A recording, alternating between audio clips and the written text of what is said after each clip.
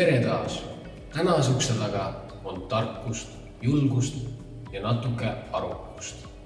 Meie imeline õppealajuhataja räägib sellest, kuidas pooled meie kooli õpilastest osalevad ka olümpiaadidel. Nagu me aru saame, siis oled sina üks kõva olümpiaadidel käia. Aga miks sa seal üldse käid? Mida see sulle annab? See on hea küsimus, Johannes. See on väljakutse ja need mulle meeldivad. Oot. Tere, armas õppealajuhataja! Kui rääkida nüüd siis olümpiaadidest, on selgunud tõsiasi, et vähemalt pooltest õpilastest võtab osa kõikidest olümpiaadidest. Me peame küll tunnistama ausalt, et meie õpilased käivad olümpiaadidel väga palju.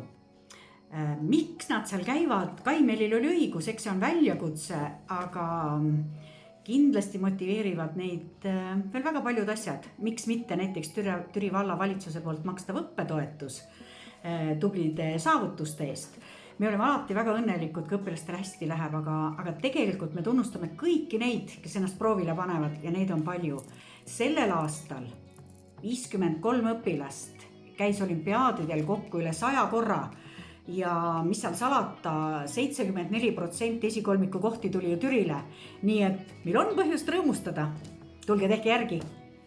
Kui sind hakkas huvitama, mida veel ettevõtlikku meie koolis tehakse, siis pane ennast homseks valmis. Sest homme me räägime ettevõtlikku.